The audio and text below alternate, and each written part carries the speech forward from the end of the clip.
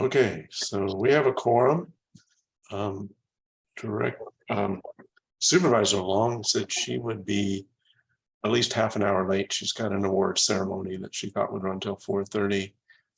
And Director Menigan said might be 10 minutes late if she doesn't join by phone while she's driving. So since we have a quorum, let's get started. So Director Jackson, would you lead us in the Pledge of Allegiance, please? Yes, I will. I pledge allegiance to the flag of the United States of America and to the republic for which it stands, one nation under God, with liberty and justice for all.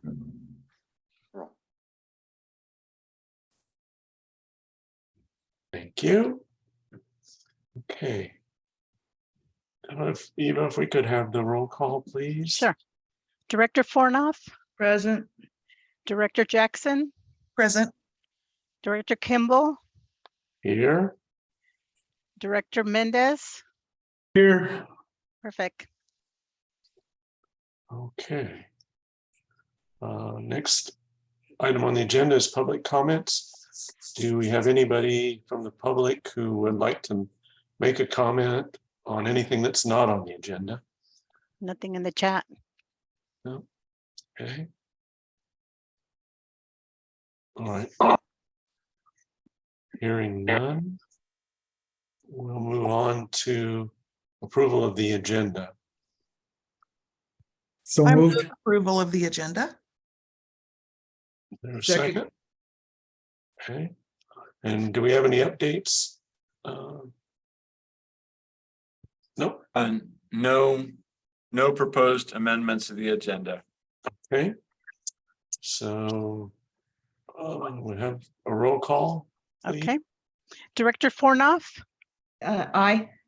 Director Jackson, Aye. Director Kimball, Aye. Director Mendez. Aye. Perfect. Thank you. Motion carries unanimous 4-0. Okay.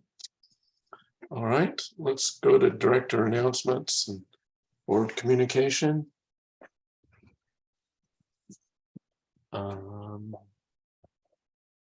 Fillmore Pumpers first. Fillmore Pumpers has not met since our last meeting, so I have nothing to report. All right. Iru Pumpers. Well, in keeping with the trend here, we have nothing to report as we have not met. Okay. And Candace is not with us yet. So Director Mendez, do you have any updates from the city of Fillmore?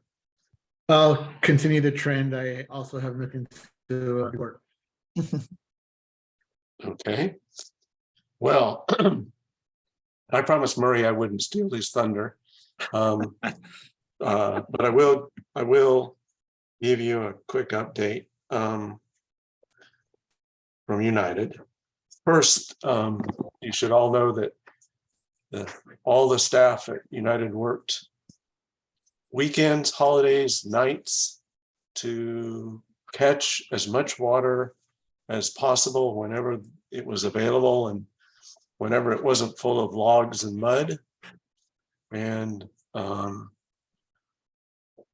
Murray will tell you how successful they were and still are. But there was a yeoman's job there.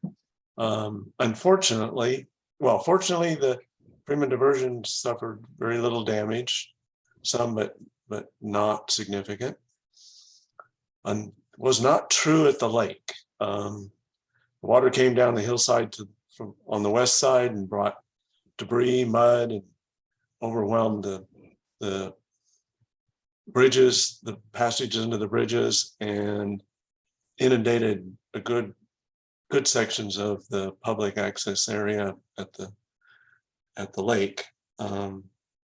We think there may be as much as $2 million damage, and are working very closely with FEMA. And it looks like there will be some good support and help coming from FEMA to cover those costs. And as of the 14th, 2 days ago, they began taking reservations for camping and at the lake. So they're getting back up to steam, but it did suffer some significant damage, and I'm sure Murray will show you the lake's full of a lot of things other than water. Well, that's mine. Candace has just joined, so if you're on, Candace. Hi, sorry, I'm stepping out of a different meeting. So my conservation environmental stakeholder update is that we continue to have our outreach days at the Fulmore Hatchery. And we have just kicked off further outreach activities through Explore the Coast with the State Coastal Conservancy. The special water talks outing that was meant to be at the hatchery for elected officials has been rescheduled till the 15th of March, and it's going to be limited capacity, and I've asked that Sean Kelly reach out to our new City of Fulmore representative, see if someone from the City of Fulmore can be present at that event. It's just some updates with regards to restoration activities being done by the state Santa Clara River Conservancy, but also through the Water Talks program, through the Integrated Regional Water Management Program through DWR. Friends of the Santa Clara has also submitted a pre-application to the Fisheries Restoration Grant Program for a private road crossing to support Southern Steelhead passage on Sister Creek. And we continue to do those activities.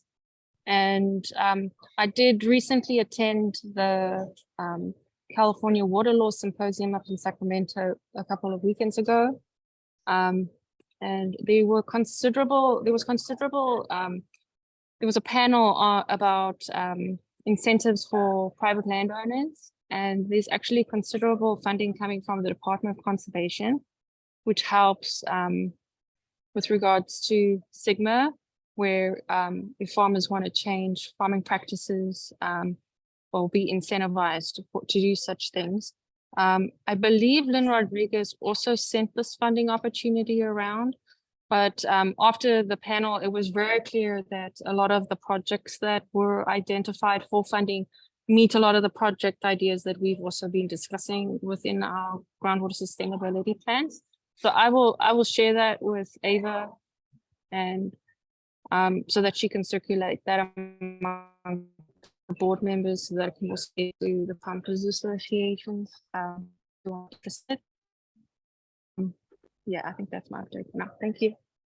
Director Menigan, could you repeat the date of the rescheduled event at the Cienega area? Yeah, it's March. It's going to be March 15th. March 15th. Yeah. Tony, if you want to go to that, I can ask Sean if you and our City of Fulmore representative Albert Mendez can also be. Yes, I'll be present if you that. send me the. They have. I- Okay, great. I Okay, would great. like to go if I can go. I'll have to check that date, but I'd like to get out there. Okay. Okay, so that concludes our director announcements. The executive director update. I have a couple items. Acting Chair Kimball. Amazingly enough, 15 quarters have passed on our GSP grant. And we didn't quite get it submitted on the 15th like we're supposed to, because we had a couple edits needing to be made, and we'll probably get it in today, which I think will still work. But that's a pretty good invoice, about a $610,000 invoice. It includes our payment for our monitoring wells drilling. So that should get submitted today. We have a good hydrological report from Murray McEachran a little bit later. As we got good response at the AWA WaterWise meeting this morning on much of Murray's material. So we shamelessly stole that from him. So that's very interesting. And I think we'll also try to bring a groundwater basins update report. Maybe the May timeframe would be good because we'll be able to see the positive results from this winter's storm flows. And it's maybe a little bit too early to get some of the groundwater levels, but we all need some encouragement after the last couple of years. So we'll try to schedule that for the May timeframe. And I just wanted to remind everybody, we will be meeting again in the city of Fillmore City Hall next month. So we'll get to see everybody in person. And some good news on that, as Director Mendez shared last month, the city council did talk about at least the council support for upgrading the facilities to facilitate remote participation by stakeholders. That's going to take us some time to do that. So we'll have to scope out the project and we'll have to get that in the budget. Meanwhile, some of my coworkers have recycled some material, some equipment and materials to provide a somewhat mobile kit to set up that type of thing. So we may be the first ones to try that out in the Fillmore Council chambers. They originally told me it was going to cost a lot of money. I think I gave $75,000 cost estimate about a year or so ago when we first talked about that, but they recycled several materials and packed it all up in these boxes. So I think we may be able to do that in the council chambers in the interim. It probably won't be as good a quality as if we work with the city and get that updated. So more to come on that one, but I'm looking forward to seeing everybody in person on March 16th. We'll all have to budget time to drive though. Yeah. Okay. Thank you. Thank you, Tony. All right, legal counsel update. You're still mute, Steve.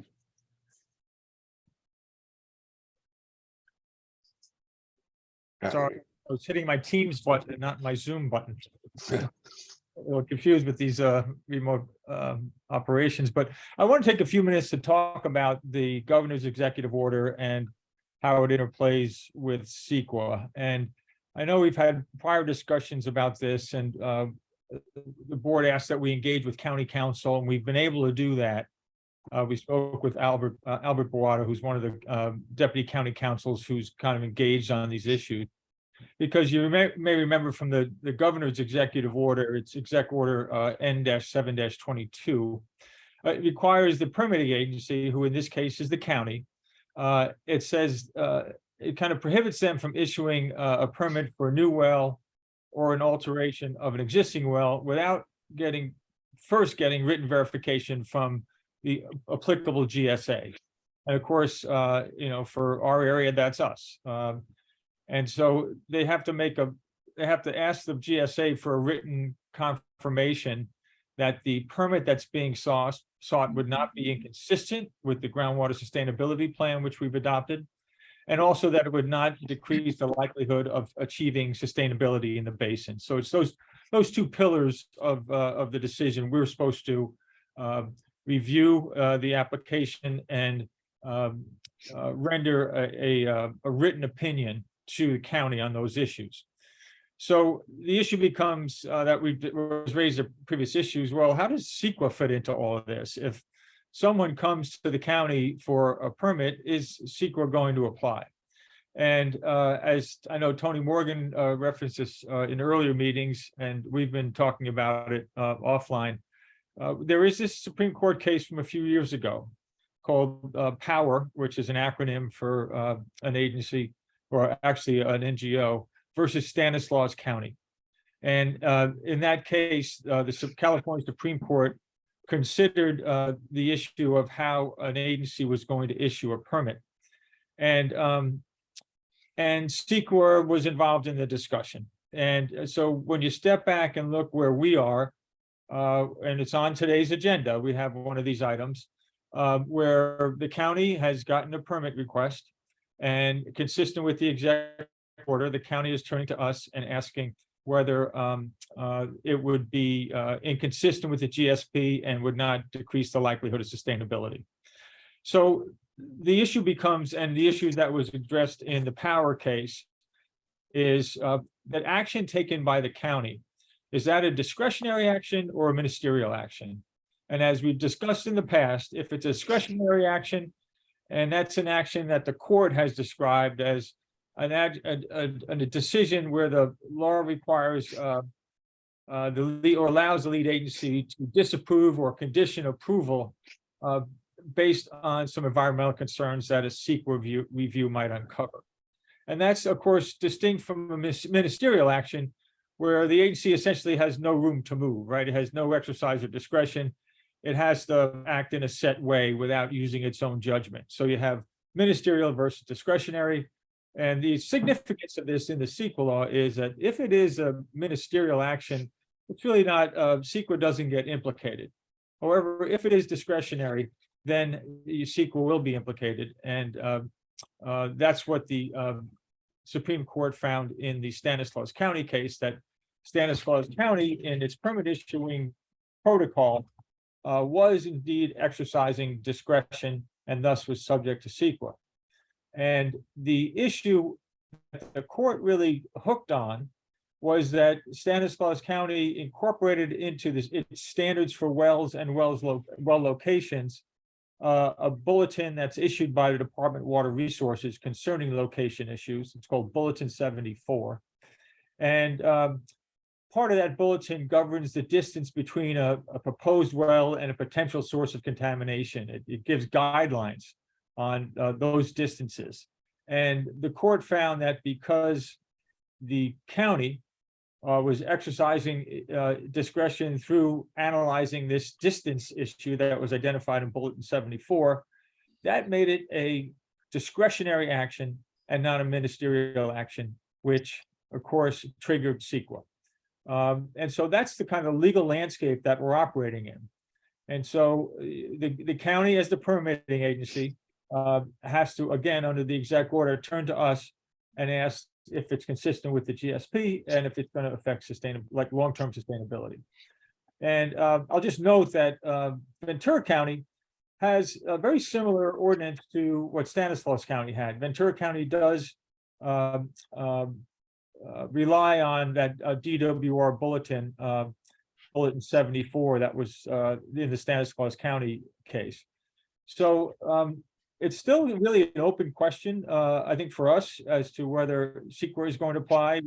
We posed a hypothetical to the county that if for some reason CEQA was applied, what role would the GSA play? And they seem to be consistent that they would be the responsible agency, that at most were likely, maybe would be a responsible agency, but I'm sorry, let me restate that.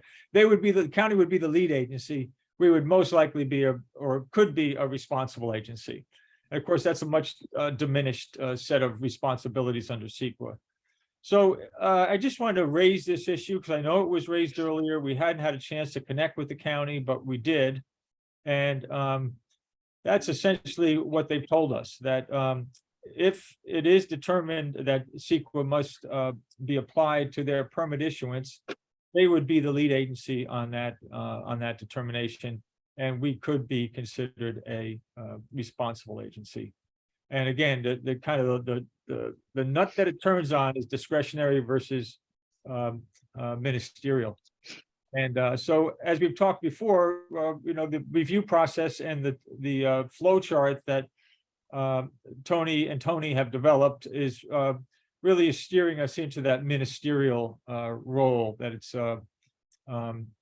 we're essentially not exercising discretion. We're responding to their question and getting back to them, and they are making the decision on the permit, not us.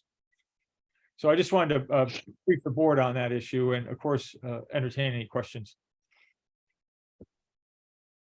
How long does a CEQA process take once a permit is submitted? Well, it really depends, Director Fornoff, if litigation is triggered. In my experience, CEQA challenges are from 2 to 5 years. I'm sure Tony and Tony Morgan have had experience in this, and they may have different guidelines, but that's what I've seen in my experience. But that's assuming there's a legal challenge. Right. But in terms of how long the CEQA process takes, it really depends upon the extent of the CEQA review. If there is once the initial assessment is made and determined there is no potential for adverse environmental impact, it could be a pretty quick process, or it could raise to the next level of a negative declaration with mitigation, or it could raise to the level of a full-blown EIR, which is in itself a lengthy process. What is the liability of a responsible agency? A responsible agency is, it plays several roles.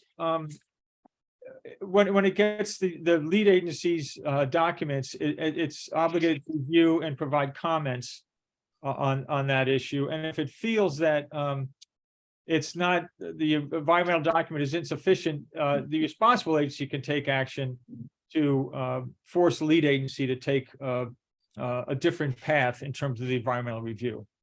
But it really is, its initial task is to review it and provide comments to the lead agency's document. But it comes up in a lot of different ways where it's litigated. Like in some areas, LAFCO has been considered to be a responsible agency who had to weigh in.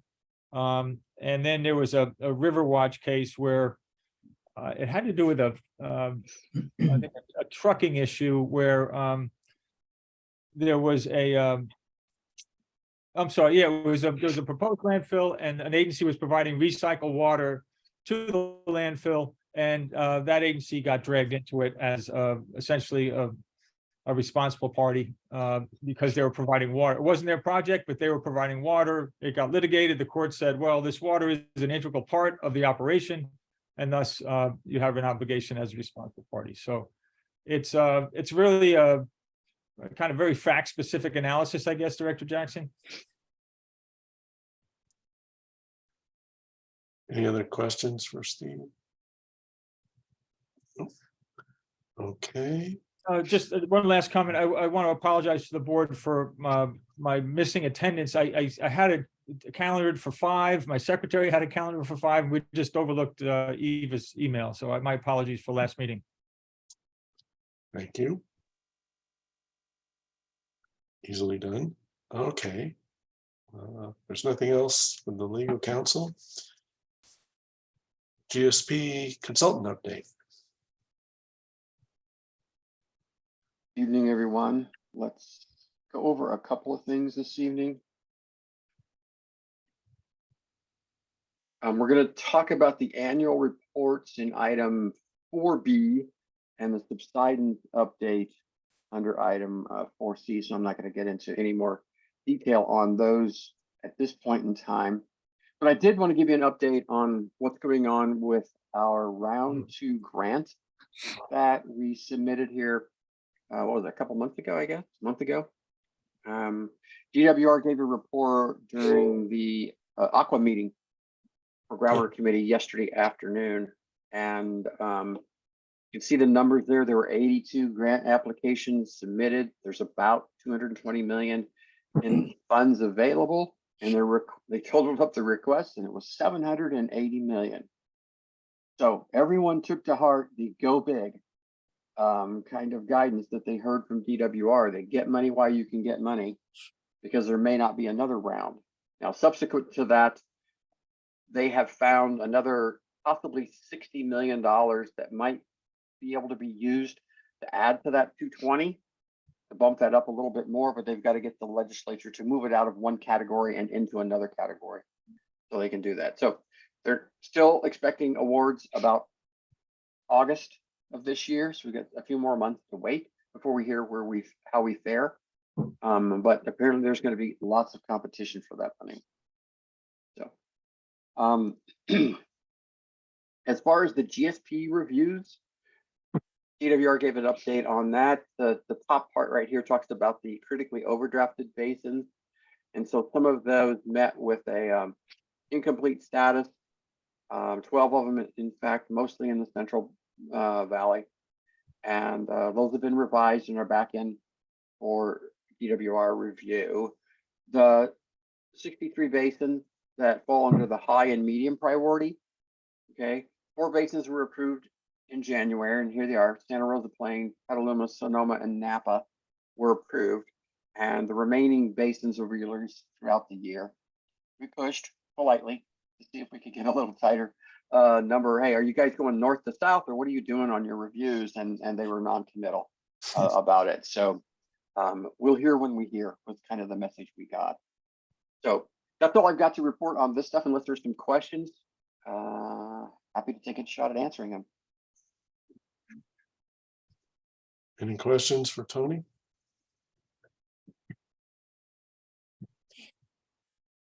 Okay, Thank you. we will move on to the consent calendar then. Oh, hang on, Tony. I need to. Oh, actually, we do have a few more things to cover. Okay. Please go ahead. Oh, yeah, sorry. Yeah, so I'm going to be covering the annual report updates. So we sent that out earlier this week, and I believe you received a copy of both the Fillmore and Piru draft annual reports this afternoon. We are hoping that you can provide us with any comments that you have prior to next board meeting, because they are due. Actually, I may go on. They're due April 1st of every single year. And just to remind everybody, these are reporting conditions for the last water year. So not calendar year, but the water year. So think calendar year, but then shift it back by 3 months. So for this report, it's October 1st, 2021 through September 30th, 2022. I think you jumped ahead a little bit. I think our next item is our consent calendar. I'm sorry. I wasn't looking at the my mistake. We have some other things to present, so I apologize for that. Sorry about that. Oh no, that's my mistake. Sorry, I should have had the agenda. We got to pay the bills, and that includes you guys. Yeah. That is my mistake. I will wait until it's my turn. My apologies. Just hang on for a few minutes. No problem. All right. Item 3, the consent calendar. Is there any questions? Is there a motion to approve? I'll move to approve. Second? I'll second. Okay. All in favor, please say aye. Oh, Aye. no, wait. Sorry, Eva's probably. I gotta needs a do roll call. roll call. Yeah. Roll call. Director Fornoff, Aye. Director Jackson, Aye. Director Kimball, Aye. Director Mendez, Aye. Director Minigan. Let's see here.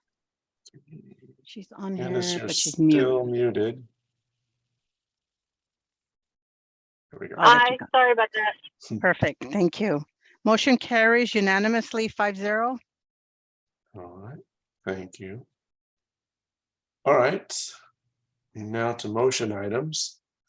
4A is Granger Ranch well permit application, executive order N722 review motion. Tony.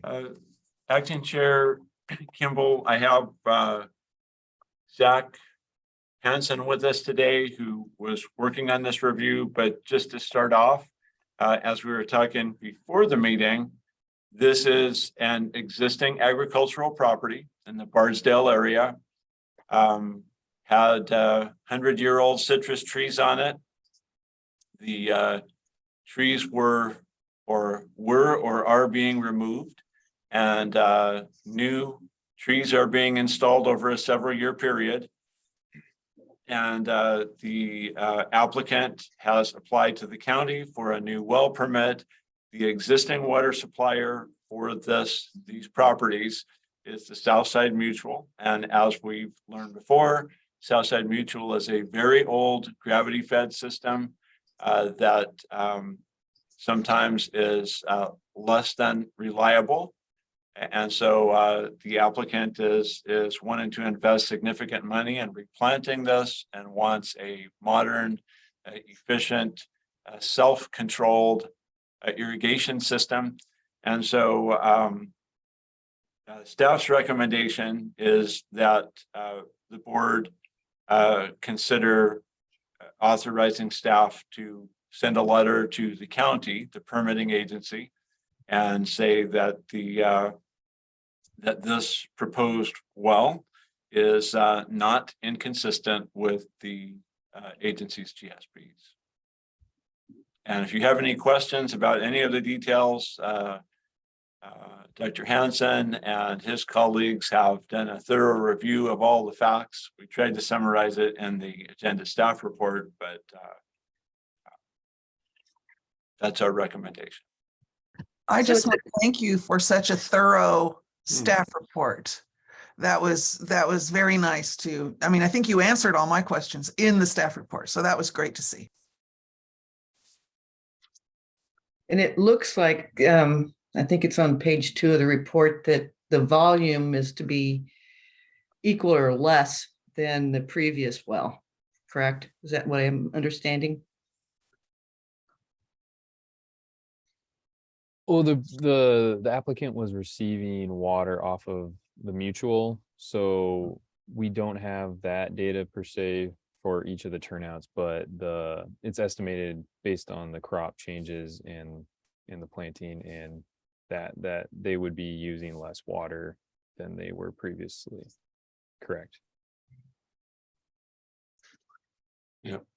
Yeah, as Debbie pointed out, last time we had this question come up, when you have control of your own well and it's a pressurized system, you have a much better chance of applying the water, the right amount of water at the right time, and it inevitably improves your efficiency rather than taking it when it's your turn from the water system, whether you need it or not, for however long your reservation is. So and from, as I sort of mentioned before we started the meeting, I think we're going to be seeing more of these as people in the Bardsdale area upgrade their orchards, and Southside is unable to provide sort of on-demand pressurized water that you especially have to have for avocados. Citrus is a lot more forgiving, but once you start planting avocados, you need to put the right, not too much and not enough, and you need to put it on when it's needed. So it promotes efficiency, and I think we're going to be seeing more of these. So that's kind of like unpressurized water. It's a little bit like the Pyru, right? Yeah, and you get it in the pipeline and you have to pressurize it, and typically they schedule so that they're pumping a certain amount through the pipeline because it's all that they can. So you get it on a regular schedule, quite often every 2 weeks, whether you need it or not. So, and for young avocado trees, you need it at least once a week, if not more than once a week, and you need small amounts. And what typically happens is those that set up, they take it for their 2 or 3 hours they need it, and then the rest of it goes into the ditch, basically. Nobody likes to talk about it, but the systems aren't set up to be on demand, and it's not very efficient. So in a way, every time we see one of these, it's actually improving the water efficiency in the basin. So does anybody else have any comments or questions? No, thank you. You answered my question. I was going to ask if it was a matter of efficiency, but you covered that. Thank you. You're welcome. I had a question. Gordon, it's kind of to the point that you made that we can expect more of these, and maybe DBS and they can jump in here, but you know, the Bardsdale area had also been an area that had been identified that could be impacted by groundwater management during drought conditions. And was that at all? I read through the write-up and I didn't see how, you know, the collective impact could potentially impact wells in that area. And I wonder if they can speak to that a little bit more. Director Mendigan, just a clarifying question. So are you mostly referring to impacts upon shallow domestic wells in the area? Yeah, I mean, it's just that folks are switching from the mutual to more groundwater pumping. And so there was a potential impact to domestic wells in the Barksdale area. And I was just wondering if we're going to be getting more of these well permits in that area, how that has been incorporated in the analysis. If at all, yeah. I think if we're looking for long-term there, I think we need to ask United what their position was when they were preparing the review. From what my interpretation of the review, they were looking to see what the impact would be on neighboring wells, the drawdown associated with the installation and operation of a new well. But I don't know that we've done anything on the long-term basis. I'll let them jump in and correct me if necessary. But if we're looking at the grand picture and we're looking at sustainability on the overall basin size, what we're looking is trading pumping from Southside to this new well. And so I think that's the overarching consideration. Go ahead. Yeah, but I think, and then the concern is if everybody's switching to wells, which could also be impacted, like, you know, I recognize the constraints through the mutual, but it's like, are we also creating potential problems down the line? I think we're moving the pumping from one location to another location. And if an application comes in and an evaluation is done on the neighboring wells, then we've done what the executive order is asking us to do. And I think we've done a responsible job as far as protecting the agency's position as well. And so the analysis did show that there was some impact, right? And that's within ranges of acceptability.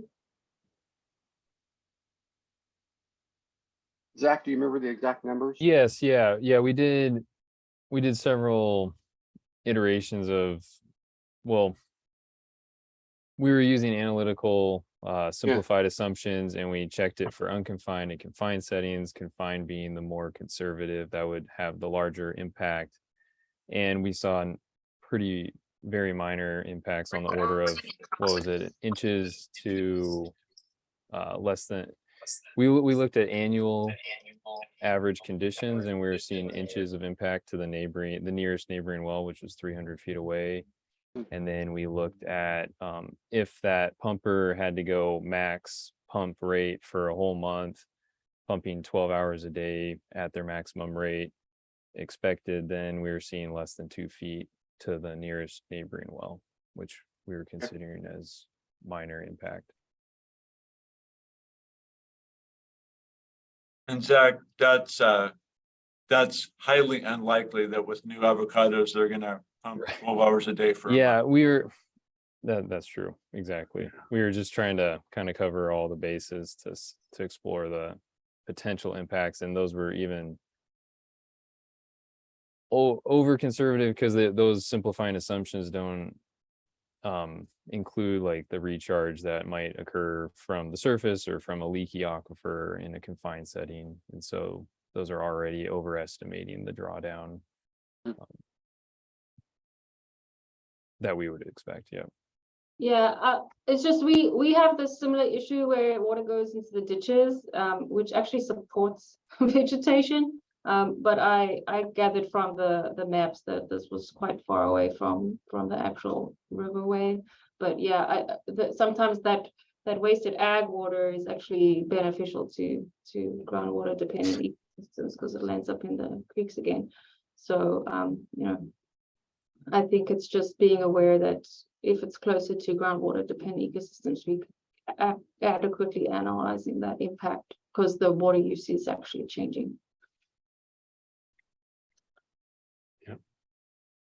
Well, on that note, the existing pumping is right near the basin boundary at the eastern margins of Bardsdale. So we're moving pumping from the basin boundary, GDE vicinity, to an area further west. So in a way that we're moving water west from the recharge area to Bardsdale or one of those areas and more central to the Bardsdale area. So I agree with my other staff that this isn't impact. I don't see this as impactful.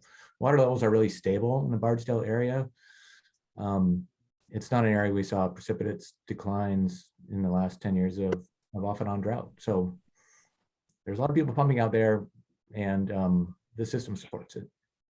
I hate to interrupt. We are talking about the Granger Ranch. I got here in a couple minutes late. No problem. Yeah. No problem. Speak up. We're talking about the Granger Ranch here. That's Okay. correct. All right. I'm Eric Nelson. I'm Don Granger's grandson. So I'm kind of, if there's any other questions you have here, I do apologize for coming in late. No problem. Thanks for joining us. And if anybody has any questions for Eric, I think we're always pleased to see redevelopment in the Bardsdale area and people willing to invest in more efficient water systems. And that's kind of the idea we've got here. It's there's the old, if it ain't broke, don't fix it. But sometimes you don't, it's like go to that frog in the boiling pot kind of thing. You don't realize how broke things are until it's too late. So we're trying to get ahead of that and get a little better management on our monitoring, our utilization, or basically, basically soil moisture monitoring, just trying to do a lot better. So. Well, that's always good for the basin and sustainability. Anybody else? Is there a motion? Sorry, I had one question for Stephen. So based on what you shared earlier, is the county considering this a ministerial application? My understanding is the county is considering this to be a ministerial act in terms of the permit issuance. Okay, thank you.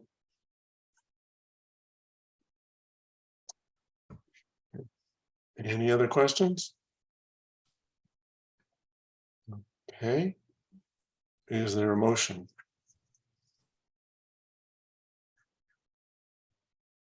I move, I'm not sure exactly what I'm moving, but I move that this board approve, write a letter supporting this application. Is that what the motion should be?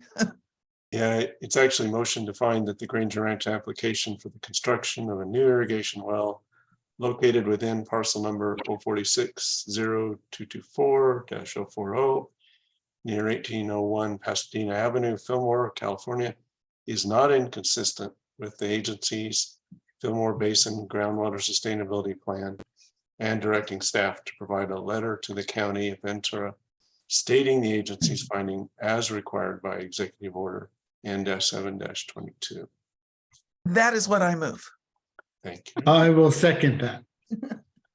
Thank you. Any further discussion? Emma, can you give us a roll call, please? Sure. Director Fornoff, Aye. Director Jackson, Aye. Director Kimball, Aye. Director Mendez, Aye. Director Minigan. I'm abstaining. Okay. Okay. Okay, motion carries. 4-1? 401. 401, excuse me. Okay. Item 4B. Now we're back to Gus. Now we're back. Now Take we're it back away. to Gus's stuff here. So before Gus Yeah. launches into our annual reports, I wanted to just do a quick intro on this topic. We do have some timelines for that, and I'll let Gus go over those with you again real quickly. But I also wanted you to recognize that Phoebe Nichols is with us this evening. She joined us a few months ago and has been working on some of the elements here in the Fillmore and Piru basins. So we thought it would be appropriate for her to be a part of the board meeting this evening and let the directors meet her and realize she's a real person. She does exist. We don't just sign her name on things. And she'll be around doing other things for you in the future. So that's it for me. I'll get out of the way and let Gus go after it. Sounds good. Yep, sorry for jumping the gun earlier. I'm just so excited to talk about annual reports, as I'm sure everyone else is. Just to rehash and to bring some of the new directors up to speed in case they're not familiar. Part of the Sigma regulations are that each GSA has to provide an annual report for their basin before April 1st of every single year. So this plan, the annual report covers everything that happened in the basin. So it's reporting on conditions, water use from April 1st, 2021 through September 30th, 2022. So again, it's a calendar year, but it's just shifted earlier by 3 months. And that's just because this basically captures winter storms within one reporting period. So you're not splitting that up and comparing apples and oranges. So what we're looking to do today is just provide a very brief summary to you of what's in the annual report. Again, we try to make these very short and sweet so that you are more likely to actually read them. And what we're hoping to do before next board meeting is to obtain any comments that you have, because again, these are due April 1st and the March board meeting is in the middle of the month. So that doesn't give us a whole lot of turnaround time before that deadline. And like I mentioned earlier, I believe you were provided with draft copies earlier today. So completely understand if you haven't read them yet, but we'll be available by, you have our phone numbers, you have our emails. Feel free to get in touch with us if there's any glaring problems. I don't think that there will be, but want to make ourselves available just in case. So what we'll do is we'll go through the Fillmore Basin first, and then we'll go through the Piru Basin. So you'll kind of see the same thing just twice in a row for each basin, because again, we submitted separate GSPs for each basin, even though they're managed together as kind of a single basin. So this is just showing you the groundwater basin boundary for Fillmore. Most of these are basically just required figures that are in the annual report. So we literally went through the regulations and picked out exactly what was in there. So we were giving DWR exactly what they're asking for. So that way there's not going to be any surprises down the road. So what you're seeing here on the top left figure are water level contour maps. So each of these dashed lines, and they're dashed because they're, there's a lot of inferences that go in here. We actually use a computer algorithm to interpolate between these just to make things a lot faster. And so you can see that we're generally seeing flow going from the east side of the basin to the west, as we would expect, because that's towards the ocean. And there's a recharge front that's coming in off of the mountains to the north. So you kind of have a general groundwater flow from east to west, and then also from north to south. And so the top left are the spring contours. So these are the basically the highest water level elevations in general during the year. And then on the bottom right, it's the exact same figure, only the time frame has changed. So we're looking at fall low measurements.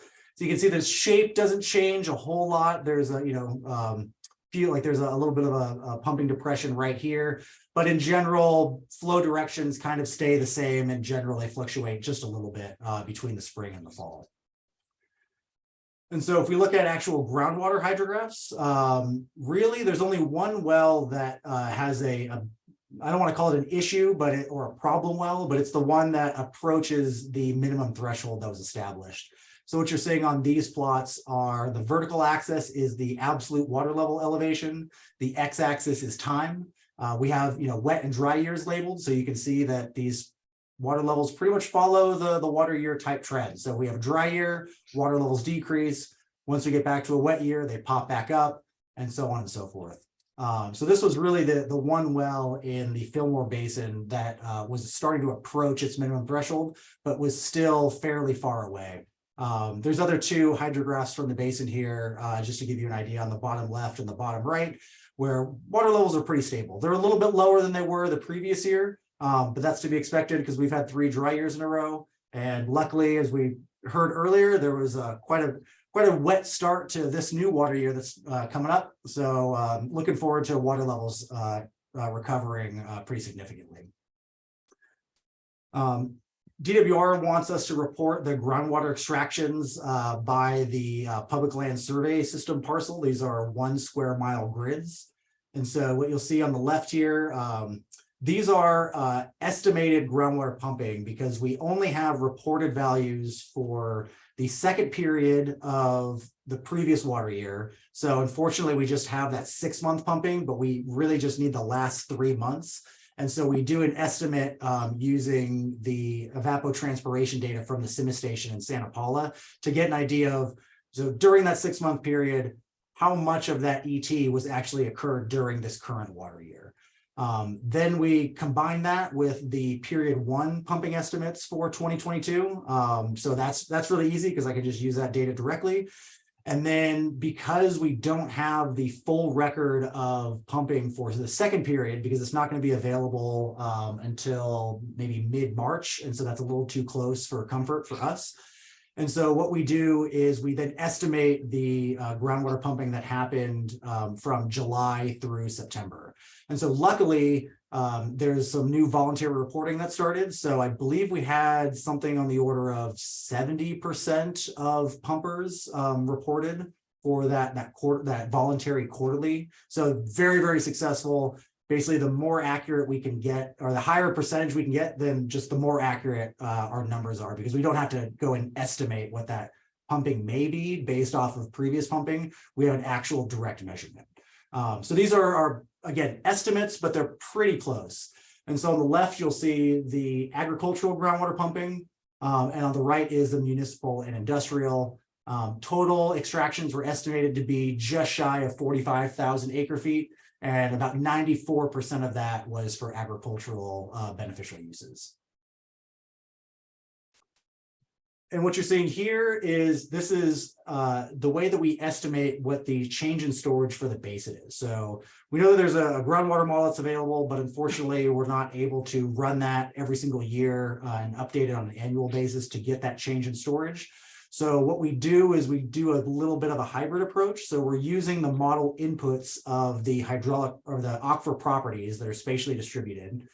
And then we interpolate what our change in water levels are. So you'll see that this figure right here, these dashed lines, they're not showing water level elevations, they're showing changes in water level elevations. So up in the northern part here, there's a change of about 10 feet, and then it drops down to about a change of 2 feet down here in the bottom left. And so we, again, estimate all the points that are in between here. We do this on a 65 by 65 foot grid. And then we apply those aquifer properties to that change in storage to get a rough estimate of what the actual change in storage is. And so because this interpolated area, so this red kind of colored area doesn't cover the entire basin, what we do is we figure out what the fraction of that coverage is, and then we do it just a linear interpolation out to the entire basin. So this is a very conservative estimate, because we have a pretty good idea that the change in groundwater levels in the margins of the basin around here are going to be much smaller than what we actually see in the central part of the basin, where there's a lot more groundwater pumping happening. So again, this is a very conservative estimate for the change in storage, but it's kind of the best approach that we have given the data that's available. And so, or again, a conservative estimate for the change in storage for this year is a reduction of about 14,500 acre feet in the Fillmore Basin. And this plot is showing the historical groundwater pumping and as well as change in storage. So on the vertical axis, we have the volume in thousands of acre feet. So just multiply these values by 1,000 to get the actual storage change. The way that this plot is figured, because change in storage is a little tricky because negative can be either increasing or decreasing storage. We try to make it easy on you so that negative values mean that there are extractions. So you'll see that all of the pumping bars here are negative because we're pulling water out of the aquifer. So these storage bars, if the storage is negative, that means storage is decreased. So we try to plot this relative to things that make sense visually. This black line here is essentially summing up these gray bars, and it's giving you the running kind of, cumulative total up to that point of where storage is. So you can see prior to 2010, we're kind of bouncing around. We're a little bit lower than the 0 mark.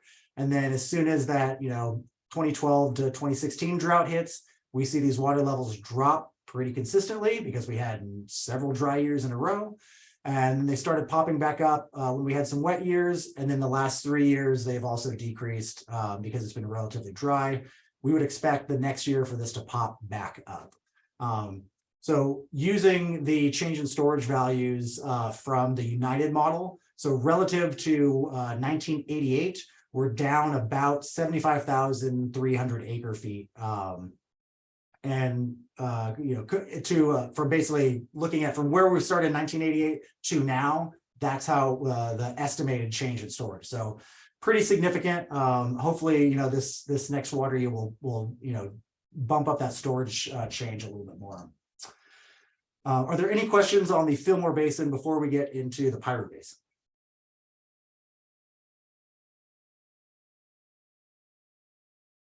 Excellent. Hearing none, I will just move on. Feel free to, again, interrupt me if you have any questions. Otherwise, we can save them for the end. So what you're seeing here is, again, same thing that we saw earlier for Fillmore. This is just the groundwater basin boundary for Piru. The spring contours that we have are shown here in the upper left. Again, these all make sense with our conceptual model where we have water flowing from the east to the west through the basin. Not nearly as much of a mounding that we're seeing coming off of the northern part of the basin here, but that may also be just because we don't really have any water level measurements in this area. And then on the bottom right, you see the fall measurements that we use to contour as well. There's similar to the Fillmore Basin, there's really only one well in the Piru Basin that seems to have some issues that were getting close to the minimum threshold, but still didn't exceed it. We did during the previous drought, but this drought we did not, so that's great news. And there's just, for example, provided 2 other hydrographs here just to show what water levels in general are doing in the basin. Again, we're seeing this decrease over the last 3 years. But that's, again, to be expected. It's been incredibly dry. We've had, I think, 1 dry year and 2 critically dry years in the last 3 years, which is very unusual. Looking at the groundwater extractions by sector, again, agricultural pumping is on the left and municipal and industrial pumping is on the right. We use the exact same estimation methods that we did for the Piru Basin. And so we estimate that there's about a little bit more than 9,500 acre feet of total groundwater pumping. So that's for both agriculture and municipal and industrial. And about 96% of the pumping was used for agricultural use.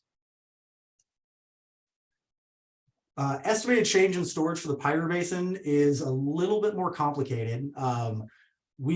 Using the same methods that we used for the Fillmore Basin, we estimate that there is a change in storage for water year 22 of 18,400, and that's in the negative direction. Part of this, there's 2 reasons why I think that this is a pretty severe overestimation. One of them is that the interpolated area, so if you see this colored area right here where we actually have data, this only accounts for about 25% of the basin area. And so essentially what we do is we calculate the change in storage for this, and then because it's only 25%, then we multiply that by 4 to extrapolate it out to the entire basin. And again, it's most likely that changes in water levels in this part of the basin are not going to be the same as changes in these upper parts and in these little fingers in some of these side canyons. So we already know that that's one overestimation. The other thing too, and I should have probably, I'll probably change these colors for next time so that we don't have this red on red here, but there's one monitoring point right here that has a change, change in water level of about 60 feet from the previous year. And so what that's doing is it's kind of driving the interpolation in this area. So we have this really, really big cone of depression just because we only have a few data points. And realistically, this cone of depression does not extend this far. And so we essentially have, because we only have a few data points that we actually have measurements from the last year and this year, then it's skewing the results a little bit in that direction. So we'll probably revise our method and probably won't, divide this value or multiply this value by 4. It's probably on the order of, maybe around 9,000 acre feet, 10,000 acre feet, around there. Again, we'll talk with United. There may be some issues with the storage coefficients that we use in the model. And so there's some fine tuning that we need to do, but just know that this is an overestimation of what the change in storage is for the Pirate Basin. And again, if we look at our groundwater pumping and change in storage plot, again, same thing. Pumping is always going to be negative because we're extracting water from the aquifer. You can see we're bouncing around. Very similar story to what we saw in the Pirate Basin during the 2012 to 2016 drought. Storage changed quite a bit, pops back up in wet years, and we've had several dry years, and so it's coming back down. We've one of the sections of the annual report is our progress towards GSP implementation, and so we've identified a few items for that. So things that we've been working on are, and by we I mean the royal we, as in the GSA as a whole. This is the Cienega Springs Restoration Project as a drought refuge. There was construction that was completed of shallow monitoring wells at this site. And then we've also completed our subsidence infrastructure vulnerability assessment, which Tony's going to discuss right after this. And then we've also started discussions on improvement of these groundwater dependent ecosystems and groundwater surface water interactions monitoring networks. And so that's still a work in progress, but we wanted to call that out in the annual report, saying that we've actually been doing some of that work. And I believe that is all that I have. If there's any questions on the annual reports, more than happy to answer them. Otherwise, feel free to read through them. I know that you're dying to. And if you have any questions, you can always contact me, via phone or email. Director Minigan has her hand up. Yes, hi guys. Yes. Thank you. With regards to the cone of depletion, you said 60 feet is not realistic, but do you actually have a reading or a realistic estimate, or do you have an actual reading? No, so that change in water level, that is real because that's been measured. What's not real is, and it's kind of hard to see from this map, but you can see that, this cone of depression right here extends for approximately 3/4 of a mile, which is very, very large, wide area. And that's just because of the way that this interpolation works is there's no other nearby data points. So it's only using the nearest ones, which are fairly far away. So we're essentially just overestimating that cone of depression because, again, this is a mathematical interpolation and not a sort of groundwater model that would have those physical properties kind of baked into that cone of depression. So the change in water level is real, but it looks bigger than it is in real life. Okay, so there was a 60-foot change, but it's not necessarily extending for 3/4 of a mile? Correct. Okay. And do we know what operation is happening where the 60-foot drop happened? I don't know off the top of my head, but I'm sure that so the well in question is this one right here, and we'll fix these labels as well so that they're not overlapping. But it's well 04 north, 18 west, 29K01S. And again, all of this data is available in the database management system that we have, so you can go online and take a look at it. But maybe somebody from United would be able to comment on that specifically. Yes. But I don't know off the top of my head. Yeah, I suspect that's unrecovered water level. We took a read shortly after the well was turned off. And so that's more indicative of a pumping water level than a static. Yeah. So we can take a look at that and see if that's way out of line with our other records. Yeah. There's some quality control to do there. Yeah, and if that is the case, because I think me and Tony looked at it earlier today, and we do have them currently flagged as like a questionable result. So that may be because there was a comment in there about it pumping. And so if that's the case, then we'll just remove that from the analysis. That's the easiest way to do it, because obviously it's, if we're using erroneous data that's not static water levels, then that's going to skew things as well. Yeah, that's not cheating. That's quality control work. Yes. That doesn't make a lot of sense. Thanks, guys. Yeah, I mean, a 60-foot drop is obviously alarming, and you'd want to know why. And then, you know, with regards to these wells that are nearing minimum thresholds or extends, you know, do we have a policy as the GSA to like notify a pumper if they're nearing a minimum threshold so that we can kind of like, let's not get there if we don't have to? Do we have a policy of it like that of notification? Not that I'm aware of, but Tony would have more information about that. I don't Yeah. think there's a board policy to that point. And recall that we don't necessarily look at these water levels every month because we don't have monthly data. So we Yeah. get them periodically. And so if we get them and then we come to a point of uploading or preparing an annual report and we see something, and at that point we can obviously raise the flag, but we don't have a program for you know, ongoing multiple times a year kind of review of the data. Yeah, and then the other point too is that So remember. we don't need to find out if there's an issue once a year with annual report updates? Is that what you're saying, Tony? No, what I'm saying is if there is something identified in the annual report and we think that it's, in this case, it's probably not real, but if it is real, then that's the point where it's brought to the attention of the board and the board makes a decision of what they would like to do, if anything. If it's one well and the adjacent wells are not having that same issue, then maybe it's not something that the board would wish to get concerned about. If the board then would say, hey, take a look around and see if there's anything else going on in the basin. Is this more widespread in the basin than just a single individual well? Then okay, we can take a look at that and see if there's a more widespread issue that we need to be concerned about. There's lots of reasons why a water level in a well could be different than the wells around it. It could be just a maintenance issue, a degree of clogging of the well screen, and things like that could cause other reasons for that well not to behave like its neighbors are behaving. And so I don't think it's necessarily good practice without a more rigorous look at the information to do a knee jerk and say, oh my gosh, we've got one well nearing an MT. Now let's look and see what's going on in the neighborhood and find out whether this is a widespread issue. Well, that would be my recommendation anyway.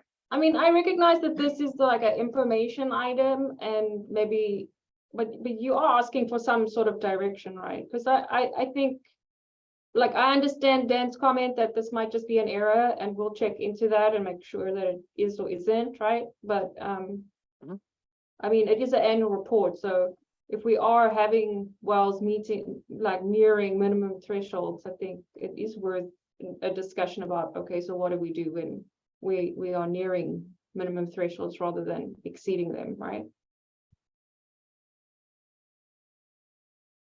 That would be the board's decision as what they wish to discuss.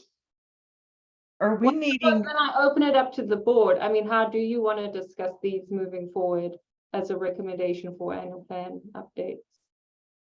This is Director Fornoff. I was just curious, do we need additional measuring areas, you know, sites? Would that help? I mean, coming, you know, always, it wouldn't hurt. It just, you know, it's yeah, you can never have enough data, in my opinion. But it just depends on what the marginal benefits are going to be. But the general takeaway is that, you know, storage has decreased in the basin, but that's to be expected because we're in the third, you know, year of a very, very dry period. Luckily, we know that we've had a very wet start to water year 2023, and so we expect that these water levels will recover pretty well. So I think that this is, it's more just to, you know, bring it to your attention and to keep an eye on it. The other thing to remember too is that you're managing the basin as a whole and not necessarily at an individual well. So like Tony mentioned before, if one well is having a problem but everything else looks fine, then it may not necessarily be a cause for concern. And to address Director Minigan's comments before, I think what you're referring to earlier were called, were they triggers? I forget the name in the GSP, but they're, you know, you can set interim criteria between your measurable objective and your minimum threshold, but I believe that this board elected not to do that.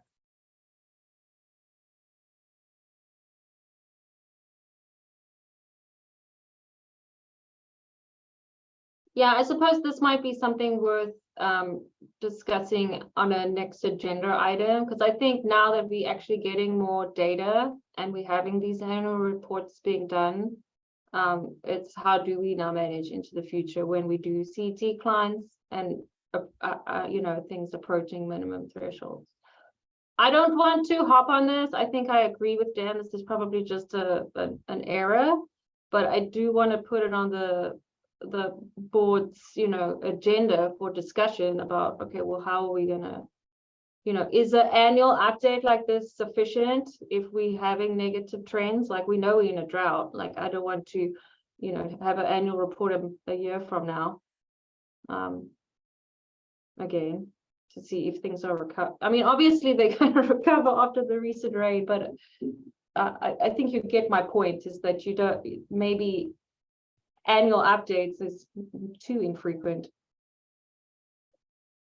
I mean, I yeah, think we, the other thing is we sorry. get data on twice a year basis, Mhm. at least production data on twice a year basis. We get water levels scattered across the basin, some of them monthly, some of them quarterly, et cetera. So there's a variety of timelines for which we receive that information, and it gets uploaded into the system. Yeah, but if we're if we're provided with the data, then we could easily provide quarterly updates if that's something that you're interested in. It's very easy for me to generate these hydrographs. And again, you can also look at them. They won't look exactly like this on the database management system, but you can also go in and look at those the most current data that's in there yourself as well. Yep. My apologies for dropping off a couple times. I had connectivity issues and I missed some of the discussion, but it does seem like it's worthwhile for us to follow up a little bit on these ones that are showing dramatically different trends. So that one that had the pumping depression, I think some quality control is appropriate on that. And if it is determined that that's an anomaly there, then we can pull that point out of the analysis. And then these others, if we have ones that we think are trending in the wrong direction, part of what we talked about in the set of actions going forward is to do a little bit more outreach to these well owners and see if we can find out what is going on. So some of these ones that are on the edge. I think for the purposes of the annual report, though, is that we're really wanting to look at the overall trend of each of these basins. And then, if there's some additional homework we need to do to find out what's going on with these anomalous wells, then it seems like that's appropriate too. So to learn a little bit more about what's going on. Yeah, I definitely support that, Tony.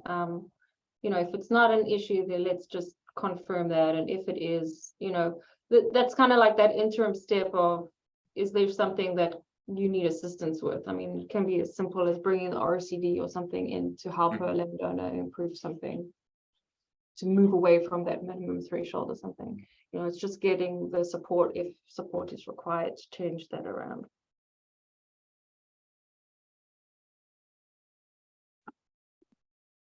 Any other comments or questions? One more comment. That's a deep agricultural well that's perfed kind of 460 to 750. So we have a key well, a quarter mile west of there that has a very different signature. So we'll take some care to see if that's a good target for us, or represent that that's a deeper water level depression that's not manifest in the shallow aquifers near the stream. So yeah, we'll poke around, see what we can say about that thing. Thank you, Dan. Thank you, Dan. Okay, anybody else? All right, do you need anything else from us, Gus?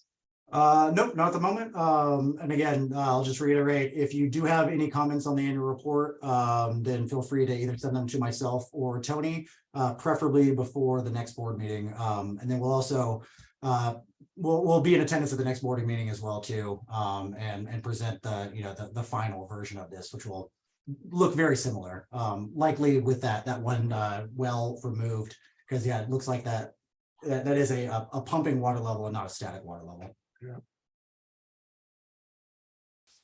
Excellent. Right. Thank you very much.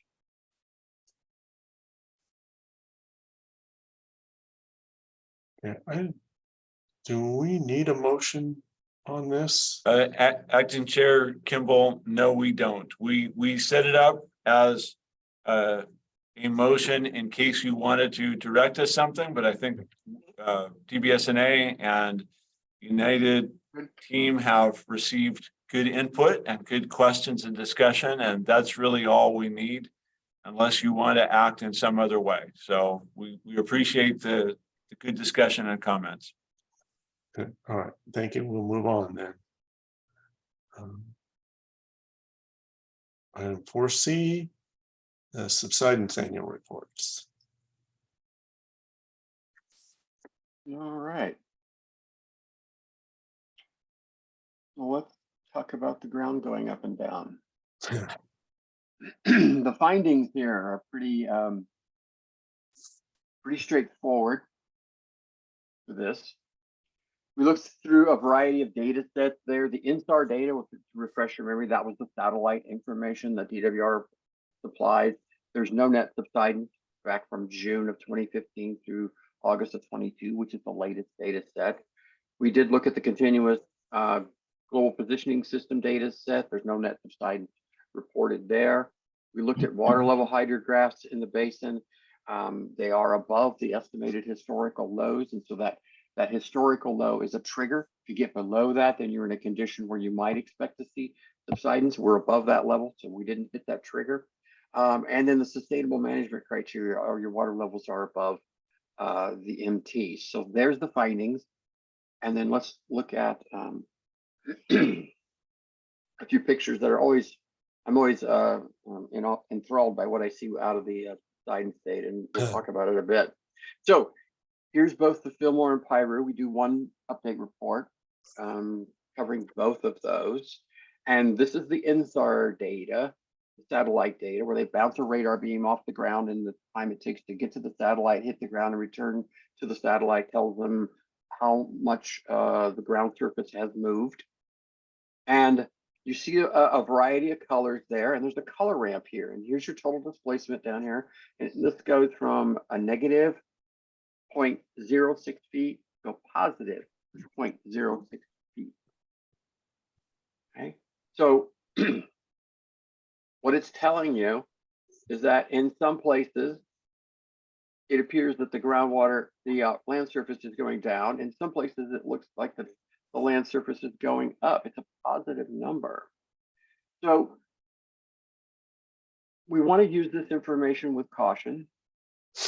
All of these data points here are within the error range of the measurement. So anything below a positive 0.07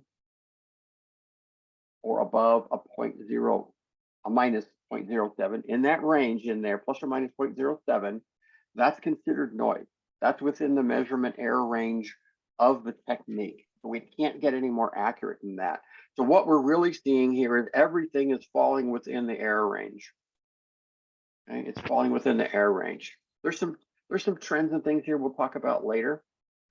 But we went a little bit farther on the analysis part here and created time series of various points. So if you recall the technical memo, the appendix that went in with the GSP that dealt with subsidence, we had 8 points scattered across the two basins. These are the green general points you see here to get an idea of what's going on. Since that time, the board has expressed at least some interest in, vulnerability at critical infrastructure and things like that. So we added some bridge locations in here. Those are the blue dots. And we added some railway locations. Those are the red dots. And so there are sprinkling of those across the basin as well. So we'll talk a little bit more about it. So this is always a fun map, and each one of these little color points in there is a dot that Gus and Phoebe cranked through the database and figured out the color ramps that would be appropriate and how to display this most interesting for you. I'm going to call your attention right now to 0.6 11, and 16. So here they are in sort of the central portion of the Piru Basin, and we'll talk more about those in just a minute.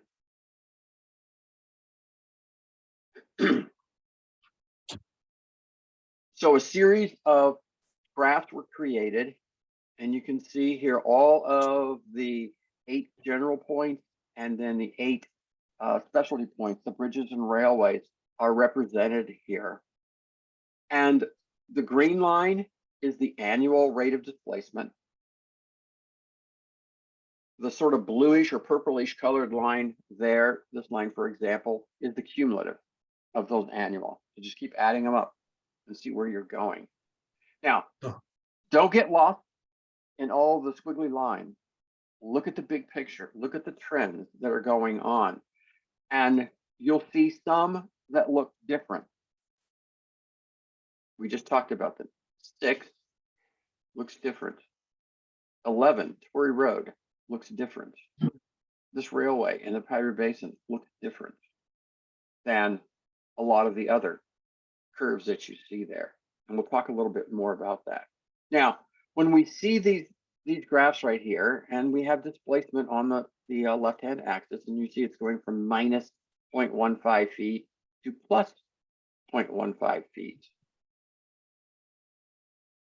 Remember, anything within the gray band is within the error range of the instrument.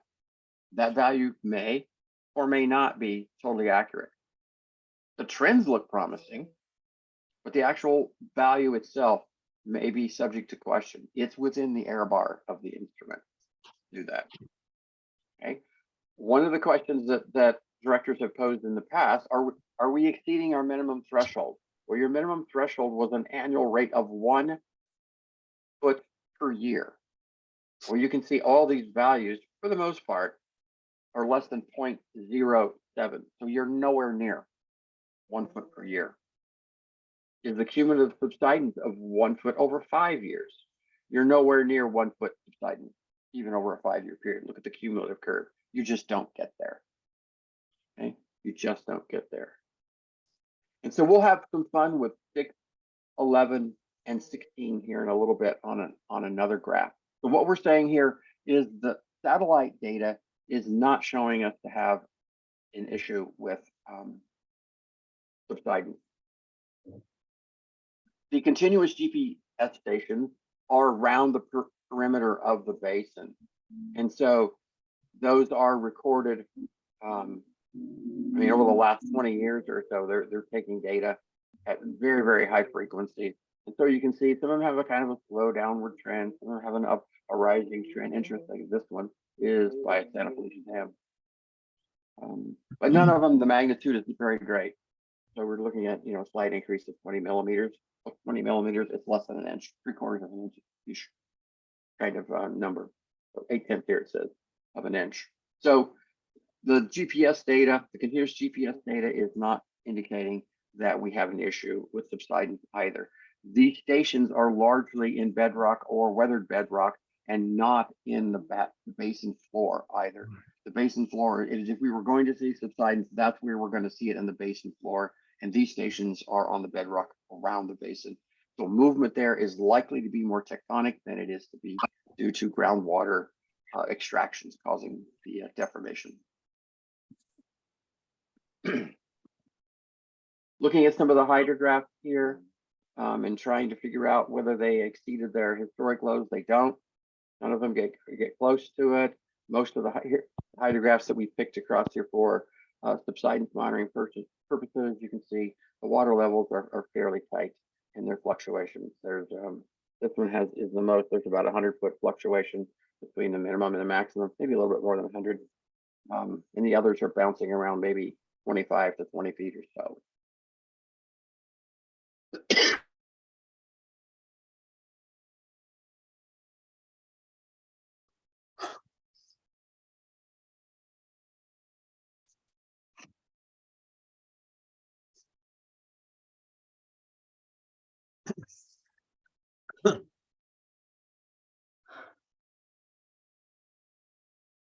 We'll give Tony a minute to recover here.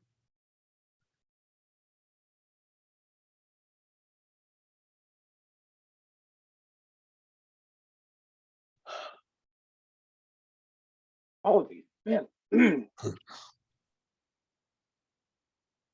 It's cold and still after me. All right, so we're looking pretty good overall with subsiding. So let's have some fun with it. And we talked about data points 6, 11, and 15. And what do they look like? The two graphs here, expanded, show you the annual and cumulative trends. But interestingly enough, if you overlay reservoir releases, it looks like reservoir releases have an impact on subsidence with groundwater.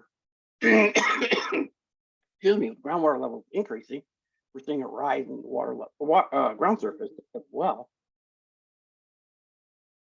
And we haven't taken into account the amount of water that may have been percolated through just stream infiltration. But this is the reservoir releases. And when you look at them, there's a fairly consistent pattern. So when you see a rise, you get about a 2-month influence. And then the water levels begin to fall off again, or excuse me, the land surface begins to decline again. So again, we're in the middle of the error band here, the gray stuff here, but some of them aren't. And so we see a couple of months and then it starts to taper off. We see a couple of months and then it begins to taper off. Again, a couple of months and then it begins to taper off. So it's insinuating that we get this rebound effect for about a couple of months, and then the land surface begins to decline a little bit. Again, most of this information is within the error bar. So, you know, we got to be really, really careful when we talk about this. But I thought it was an interesting trend and I thought it was entertaining. So that's why I said, let's have some fun with the data and look at it and see what it might be telling you.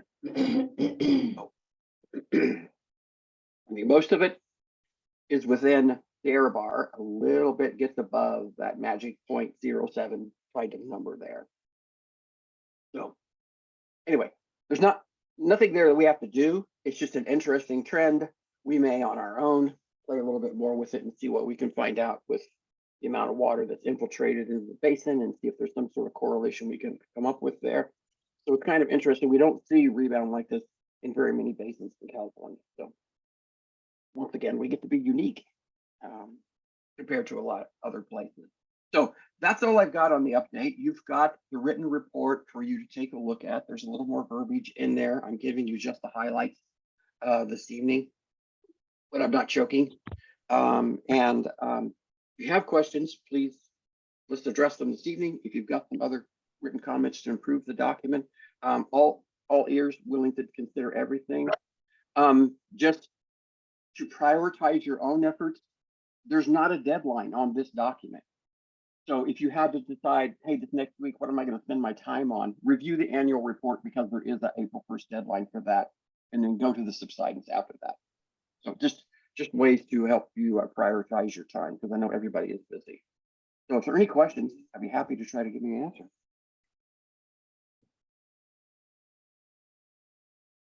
Well, considering you included the reservoir releases, what do you think that's about? If it's not, because like the one was actually a little bit more than 0.1, like outside of the 0.7 error range. Yep. Yeah. So I think there's a lot of antecedent conditions there that aren't showing up clearly, because we have a big bar, you know, and then we get a little bit of action from it. But in some places, there's a smaller reservoir release that gives us a much larger impact in the ground surface elevation. So this is the elastic rebound, which can occur. So when we take water out of the system, the place collapses, we can put water back in. Sometimes they will rebound back, at least partially. So there's a little bit of that give and take going on there. I think the antecedent conditions on what were the groundwater levels, what was the moisture there looking like before the releases occurred, are the important factors that aren't in this. This is a very simplistic analysis. It's just plotting the level and dropping the reservoir bars on there and saying, oh, look at that, they kind of line up. And there's more to that story if we wish to dig in and try to figure it out.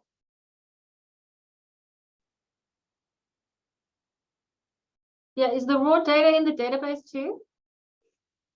Which data? The LiDAR data, is that on our database too? Or? I don't believe we have uploaded the INSAR data to the Fillmore Pirate Basin yet. Okay. So yeah, it's in there in a different format. So it's in there in the image shape files, but I have to do a special process to extract it from DWR's servers, and so I do that offline.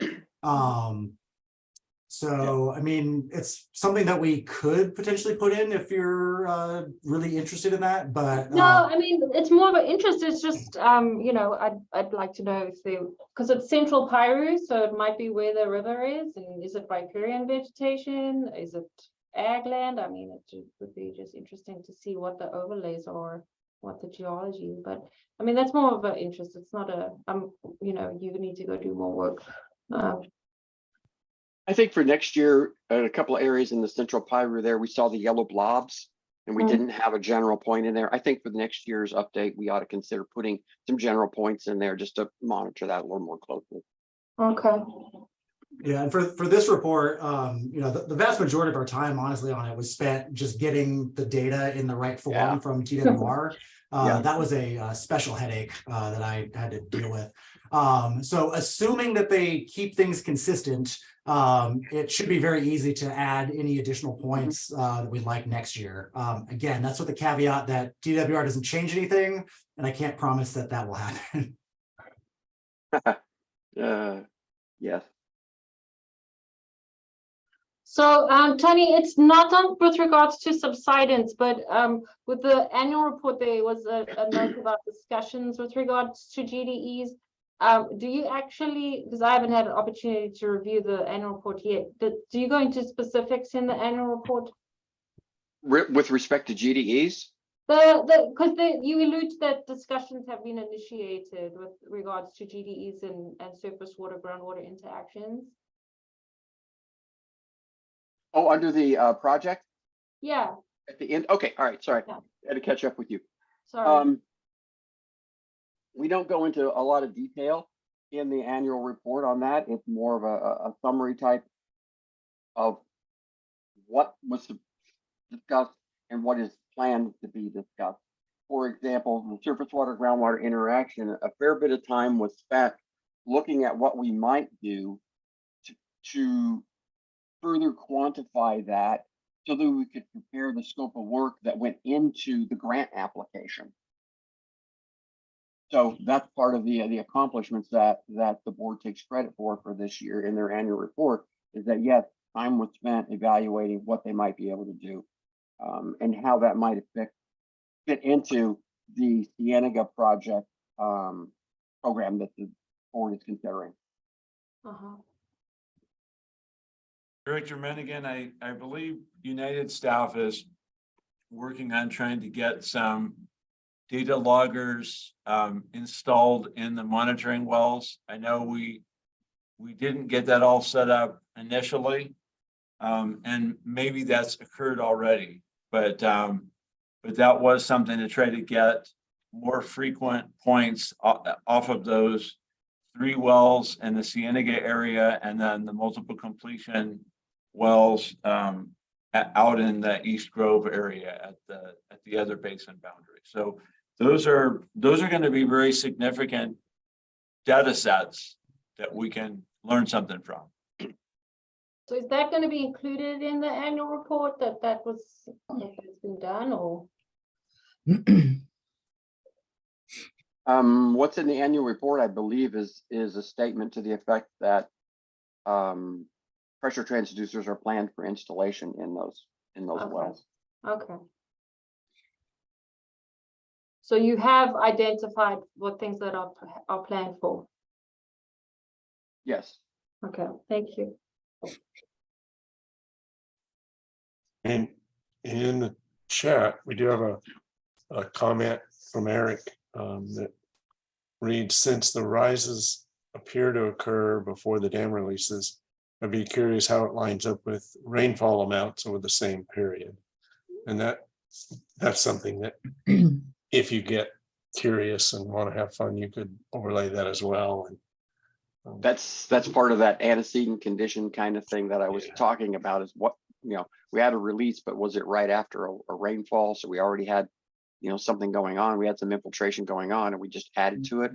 And then the big discussion there in my mind is we have very big releases and then we have smaller releases, and there's not exactly a correlation between the effect that you have. Right. Now, again, we're all waving our arms within the error bars of the technique. So this definitely falls under let's have fun with the data kind of category. Yeah, and not worth spending a lot of money. No, I agree. Any other questions for Gus or Tony? I think Tony Morgan, that it's a good idea to, if possible, to this next go around, look at that Piru area where that, that one off-colored yellow or whatever kind of stands out. Yep. Agreed. I think that DWR will probably point that out for us. Yeah. We don't want to be the ones that don't have subsidence, but we have uplift problems. Right. Yeah. Just to understand it. Yeah. Fair enough. All right. Thank you. Okay.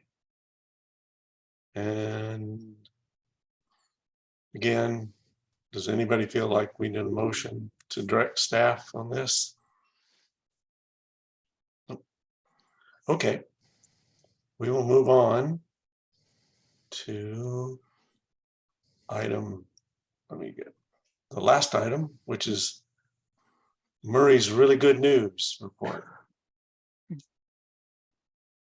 All right, I should be sharing my screen. Hopefully it's sharing it right. Yes, it is. Okay, very good.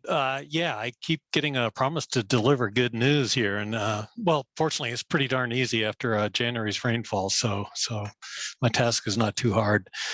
This is a photo right here of the mighty Santa Clara River coming down this way. And then this is actually most of the water you see, almost all of it is from Sespe coming out right through here. And that was taken just 2 days ago. Okay, so talking about precip. So these are total rainfall for this area for the season. The numbers in red are 18 inches and above rainfall. The green is below 12 inches, and then the yellows are in between that.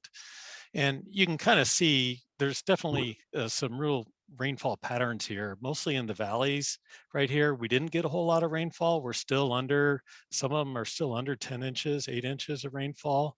Kind of in the coastal mountains, we got some decent amount, but then where we really got hit was pretty much all along the transverse range right here. We had some really nice totals so far. Nordoff Ridge, we're looking at total of 47 inches of rainfall. And that's right kind of in between the Ventura River watershed and the Sespe watershed right there. Looking a little bit further to the right here, we have Doe Flats, which is part of the Sespe watershed, 34 inches, almost 35 inches. And then kind of right on the edge of the Hopper versus the Piru watershed, another 35 inches. But a couple of other areas of interest behind these mountains, very little rainfall so far. You're again 9 inches, 8 inches up in here, up in the Piru watershed, in the upper part of the Piru watershed. Where we did get a decent amount that we don't normally get rainfall is up around here, around Castaic. And as a result, we got a fair amount of runoff, which I'll talk about in a minute. So I just stole this slide from the county this morning, which I find interesting. We're comparing a lot of times, we're comparing 2023 to 2005. And these are rainfall totals shown in blue. It's a 36-hour total for the January 2023 one here, shown on the left, and the January 2005 storm, the big storm that we had then. And we actually had some that exceeded January 2005. So up in Ojai, we had 18 inches in the 36-hour period there. So that's less than 2 days. We had 1.5 feet of rainfall, which is just an incredible amount of water. But on the other hand, if you're looking down in the valleys right here in Oxnard, for example, we only got about 1.78 inches. And for the 14-day total, which was kind of the wet period in there, is about 2.7 inches. So again, we're actually below normal in some of these areas right here, but well above up in the mountains right here. When you're comparing it to 2005, some of the instantaneous or some of the 36 hours are higher, but in general, the 14-day totals are not as high. So for example, here in Santa Paula area, 33 inches in 2005 compared to 19 inches, where it really showed itself as we only had about 5 inches of rainfall in this area right in here, where we got about 18, and Thousand Oaks definitely same sort of pattern. So 14-day totals, 2005 definitely exceeded, this year. But as for some or some of the short-term ones, this one was actually bigger. And so with all that rainfall, of course, we had runoff and lots of runoff. This is Sespe Creek before the actual big storm, or actually during it on the rising limb. And then a lot of you have already seen this photograph probably in the news, and there it is afterwards. So it did take out a couple of the bridge abutments. And any good self-respecting storm is going to take out part of a bridge somewhere. So this one did it. Unfortunately, we don't know the exact flow of what came down the Sespe during this time, in part because this is the USGS station right here. The riverbed, yeah, it was, I guess is the best way to put it. And the riverbed was actually, before the storm, was about 2 feet underneath the top of this riprap where this person's standing right here. So we probably had a drop of about 8 feet in this area right here. And so it just ripped out, pretty much all of the riverbed right here. And of course, ripped out the USGS gauging station on the rising limb of that big storm. They are going to be going out and doing estimates of what the peak flow was. So they do that by getting high water marks and looking at the gradient of the river and the depth, and then they come up with their peak flow estimate. And this USGS here, they're doing a measurement here during the higher flows. They've since moved their gauge further up on Grand Avenue right up here. A little better control than what they had right here.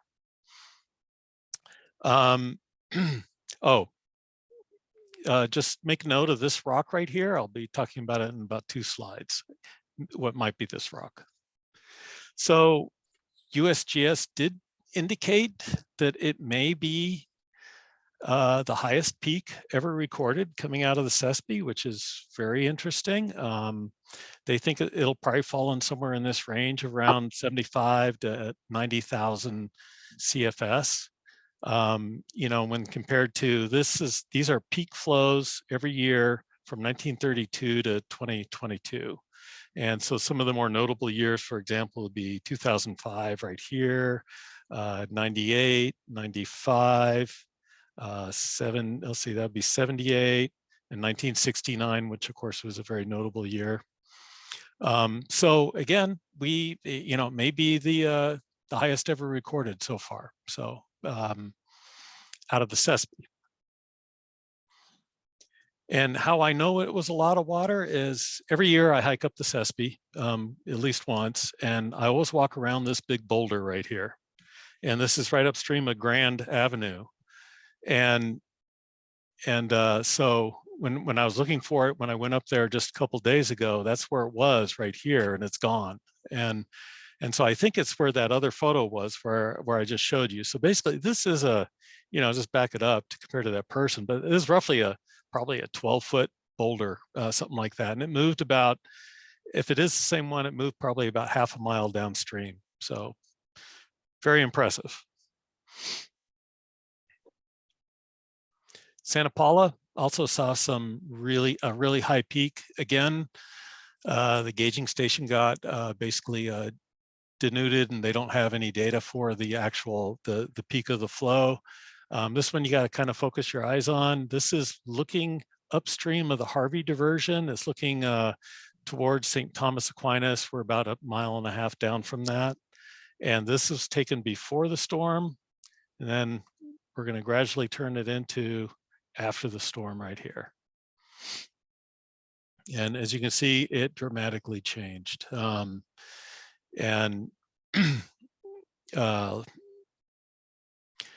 as a result, lots of boulders and everything moved. This is one of the fish passage systems on Santa Paula Creek, is more known as Army Corps Fish Passage Ladder. And actually it still looks like it's, kind of working. It has some new boulder landscaping going on with it, but other than that, it took a beating in 2005 actually, and so it doesn't look remarkably different. But anyway, there's that fish passage system. At the Freeman diversion, we saw lots of good flows there too. So actually what we did is we did have a time lapse on it during the peak. And as a general rule in the Santa Clara River, all peaks happen at night. So we tend we're not able to see them. But a couple of things you want to focus on this time lapse. One is this red line is the proximate elevation of the crest of the diversion. So that's the elevation of this diversion crest, right? And so this is about a 23-foot, well, not with this water level, but going down to the ground, it's about a 23-foot elevation difference. The other thing you can keep an eye on is this riparian right here. And then also up here, I kind of list the flows of what the flows are at a certain time. So here we're going to play that video for you right here. So again, we're diverting here about 1200 CFS. It had been raining. This is the day of the peak, I guess. Water levels go up, going up higher. We turned out long ago, actually. We're operating our flushing channel at that time. You can see the riparian getting laid over. Here we are at night. Again, flows continue going up. This is elevation 169 up here. Went up, and actually some of the wave action was actually lapping up and going over into our fish ladder over on this side. You can see, we mentioned, our staff, if you keep an eye on the time, and the staff keep coming out. They were out there at 1 a.m. I saw them. So checking on our facility to make sure it's okay. We peaked somewhere.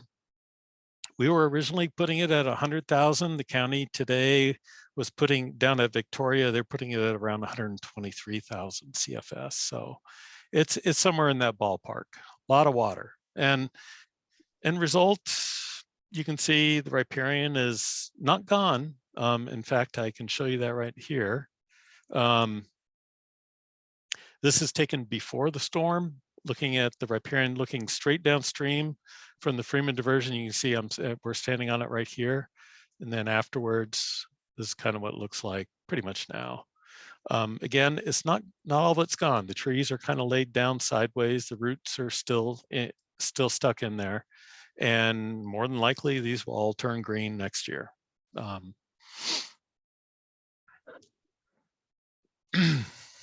One of the interesting things we saw at the Freeman diversion is, if you remember all that sediment cut that you saw in Santa Paula Creek and in Sespe, all that had to go somewhere. And some of it, I think, ended up down here. So ever since I've worked here at the Freeman diversion on the north bank, the diversion is actually on the other side, way over here. But on the north bank, we've always had about a 15-foot drop on this backside. And somehow all the sediment came in and just filled this whole area up in here.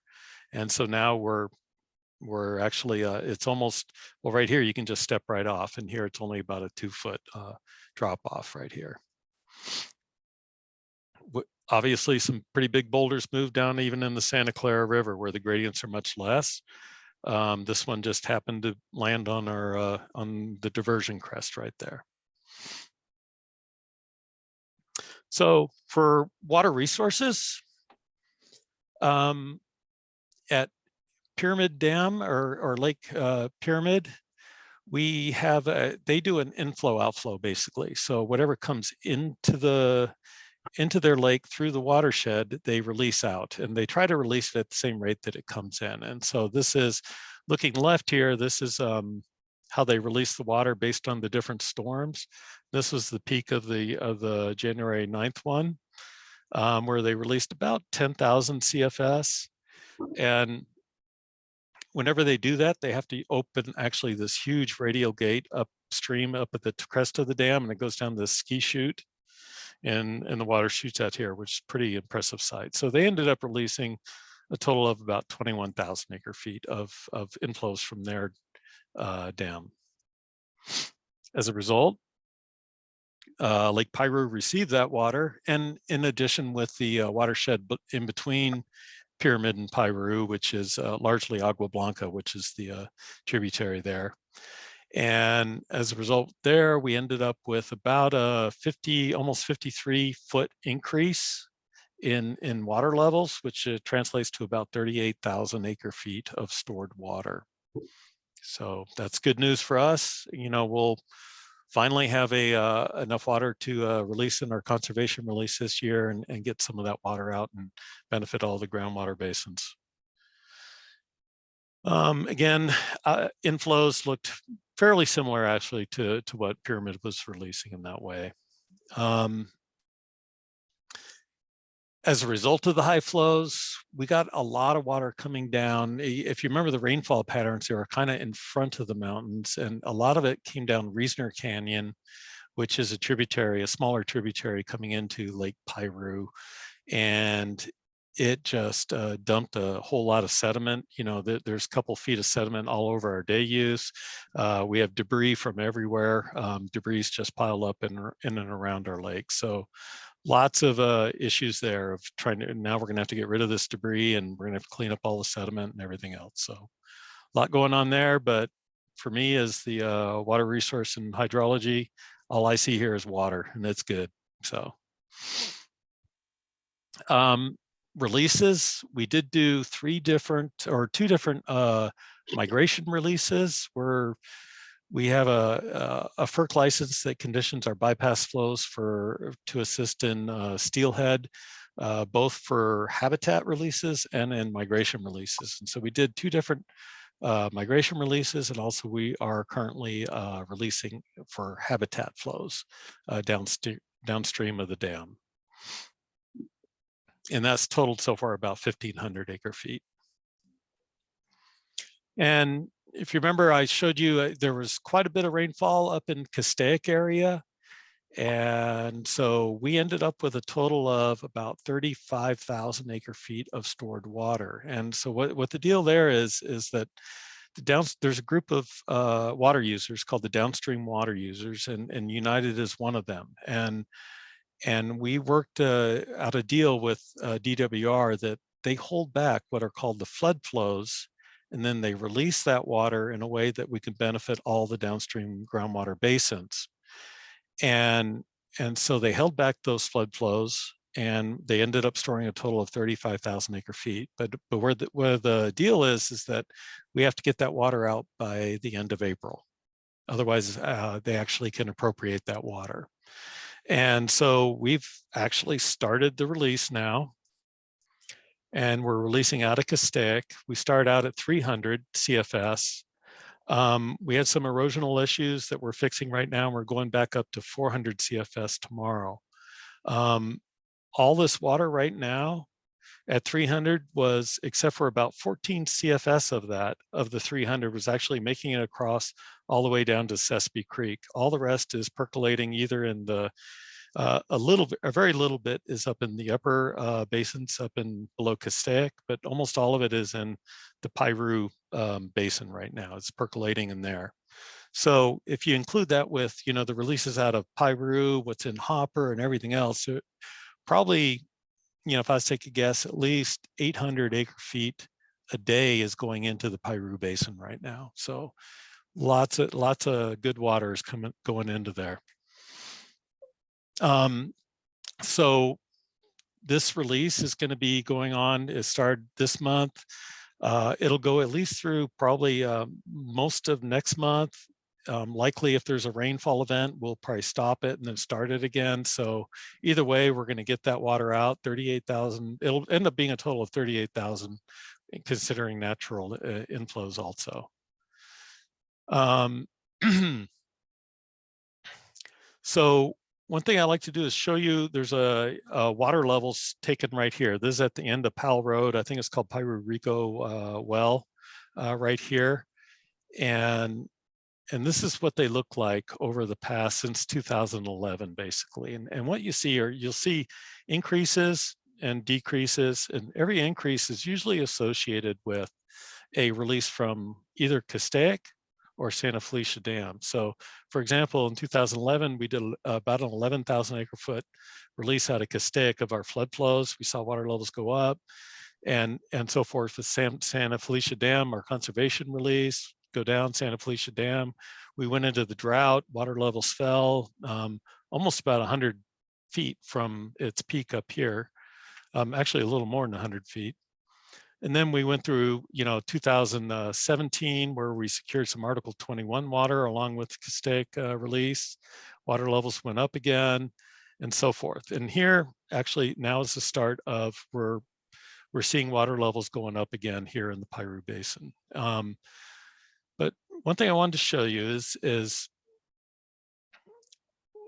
something else that we have been doing over this period of time, and we track the surface water and also the amount of rising groundwater that happens popping out of the Piru Basin here, going into the Fillmore Basin, and then also what comes from the coming out of the Fillmore Basin and going across over into the Santa Paula area. So right here in this condition, when water levels were at 560, we measured about 25 CFS of rising groundwater. About 11 was coming through the Sespe, and then we had about 42 down here near Willard Road at the bottom of the Fillmore Basin right here. And so I'll just kind of go through a few of these as we go into this drought right here. And you can see this lessens. Now we only have 14 CFS coming out of the ground compared to 25 as water levels go down, 27 versus 42. Now as water levels fall further, again, 6 CFS, 13 CFS.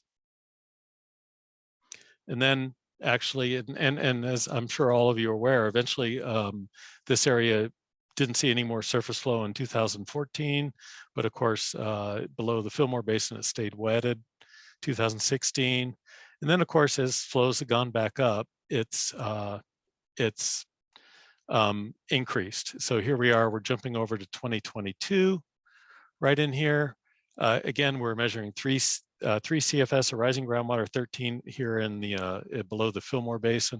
And you can see that very well corresponds to this one right here, which was this one right here. Again, 13 CFS, 13 CFS, 6 CFS, 3 CFS. So it's pretty darn close. So right now we expect, because we're going to be releasing 38,000 out of Castaic. After that, we'll be doing a release out of Santa Felicia Dam, where we expect more water to be percolating into these basins. So I would expect at least half of the water that we're releasing, and normally that's the case, will percolate into the Fillmore and the Piru Basin. So as a result, we're going to see water levels, I would expect, to rise back up into this range again here, where we begin to see 25 CFS fully wetted reaches popping out of the ground here, and at least in this range. So good news for all of that. It's going to start looking more like it used to back in 2011 is what I would expect. So at the Freeman Diversion, we've done well. This is a kind of a graph of this past couple months. these storms right in here were not bad. You know, we had one at 5,000 CFS, another one came up to about 11,000 CFS. We're always glad to see those, but it kind of doesn't look as impressive as this one that now is probably 100, maybe even 120, over 120 thousand CFS. Down here, this orange line are our diversions. They're kind of hard to see, so I'll blow that up to, I'll change the scale here on the left-hand side. So you can see them at 1,000. And so our diversions, you know, we're able to meet our 375 diversions for quite a while until about January 20th, where then the total river flow fell below 750, and we ended up with more restrictive bypass flows for steelhead migration, where we couldn't, we weren't allowed to divert our full water right of 375. And so therefore we had to bypass more and more. And roughly this is about, we divert roughly around 10% of the river at these times when that happens. So diversions didn't look quite so good here down here on the receding limb. But with that said, we still were able to divert almost 10,000 acre feet total during this period. We've been running the fish ladder since, let's say, I think it was ever since January 1st, actually, we've been running it. We did turn out for a couple days after the storms, but not for long.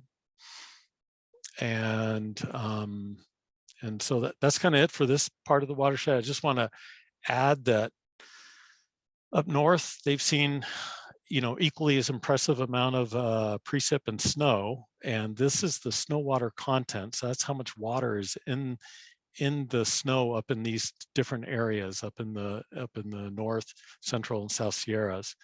And so, for example, how this reads is this blue line right here shows the average snow water content, which tends to peak right around April 1st is the maximum amount. We're already 165% above what that normal is. So even if it didn't snow again, and if it didn't melt off and run off again, we would still be well above the average of where it's at. When we compare this to some other, well, okay, and then first couple nice pictures up in Tahoe and then up in Mammoth areas right here. Very impressive amounts of snow so far. If we want to compare it to some other years, these years were actually all years that we had what is called Article 21 water. We're right in with them of when Article 21 water became available. And what that is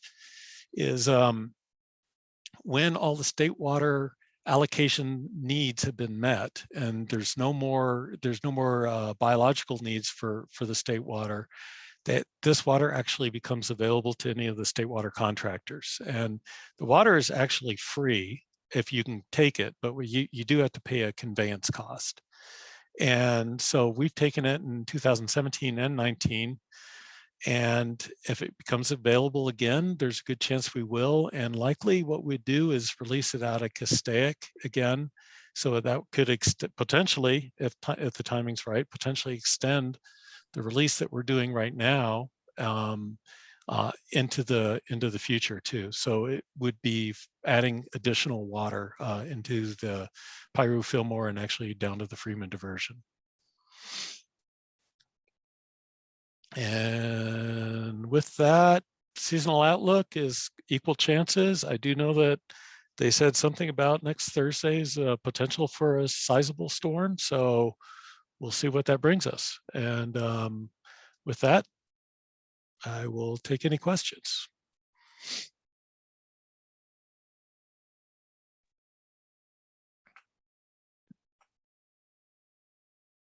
I have one. Have you seen any steelhead come through the fish ladder? We have not. And, you know, we have a monitoring system that's working on there. And yeah, we haven't seen any yet.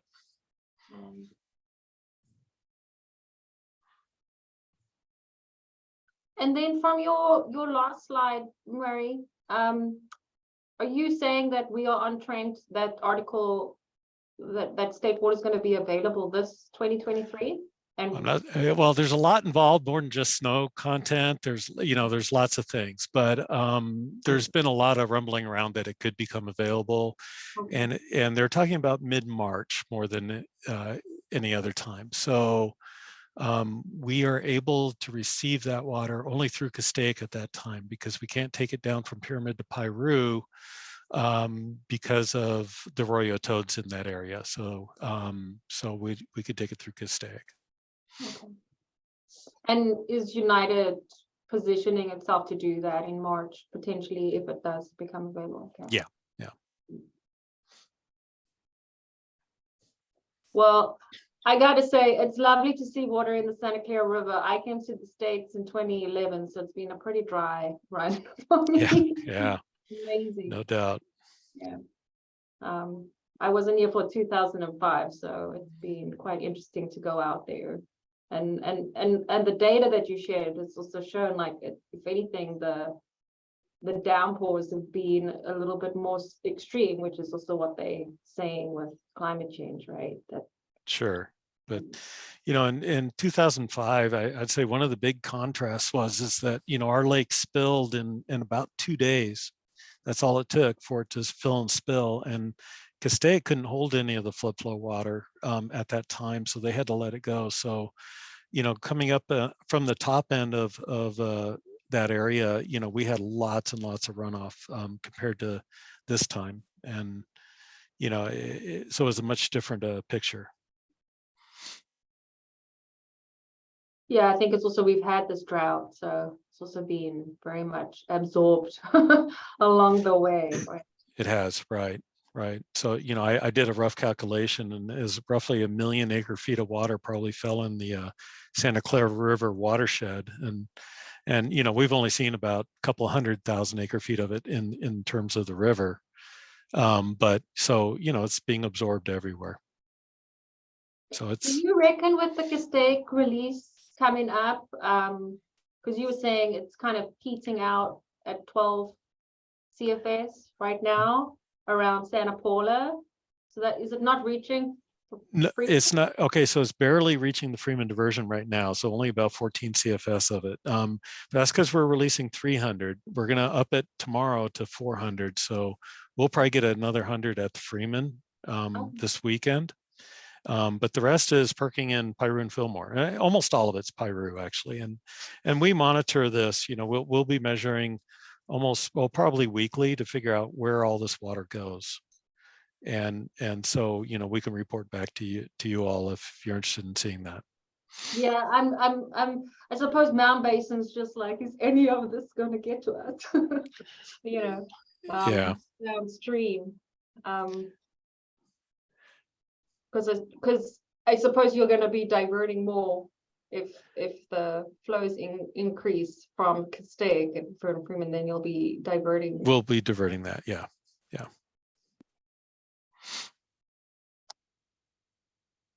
Well, rain is always encouraging. Yep. So any other questions or comments? So I'd just like to put in a plug for United and our forefathers, because the current buzzword is stormwater recharge.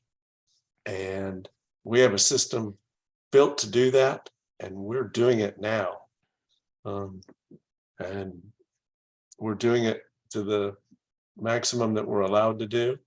And we will continue to do it. So I think we can thank the foresight of our forefathers all those years ago. And we can thank continued care that United has put into that system and enhancement, and the work that they continue to do. So we've got the system. We've got spreading grounds capable of taking what? Some of them, how many feet at? We can, Pondo can take about 15 feet a day when it's at its prime, which is an incredible amount of water.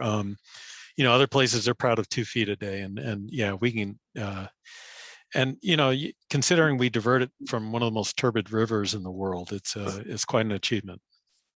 Yeah.